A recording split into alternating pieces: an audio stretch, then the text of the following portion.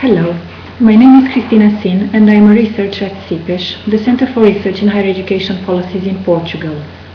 My paper, which I briefly present here, examines a still little investigated area, which is academic perceptions of the Bologna process and how they influence responses to Bologna and effective take-up of its principles by the academic community.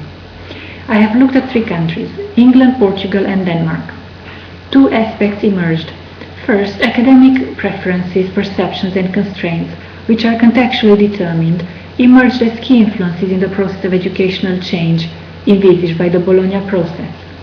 And second, different types of interplay between, on the one hand, national authorities responsible for policy making, and on the other hand, the institutional field responsible for embedding policy, determine in turn how the Bologna process is effectively enacted by the academic community.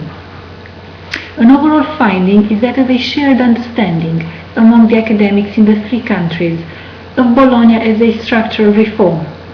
However, contextual circumstances then led to different interpretations.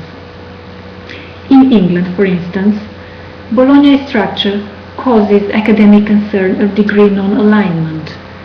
However, the implementation of its principles is perceived to lie outside academics' remit and power and to require national intervention and national ownership of the process.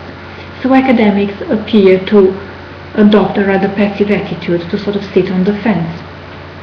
In Portugal, structure was initially an alienating factor. However, it then got shadowed by an academic interpretation of the Bologna process as a pedagogical reform towards student-centered education, and academics started to engage in a bottom-up process of implementation of the Bologna principles even before national legislation was passed. In Denmark, perceptions of Bologna as a structure led to indifference because the required changes were perceived as minor in relation to the previous degree organization. So changes triggered by the Bologna process are implemented without much debate around national policy, and academics appear to obey top-down initiatives, although rather unconvincingly, because they disapprove with the implementation of the bachelor degree.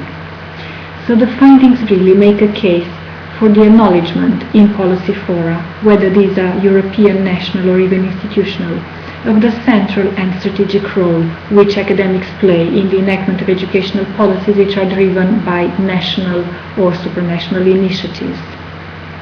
I hope you will enjoy reading the paper, and I'm looking forward to receiving your comments, your suggestions, your feedback and your questions. Thank you very much.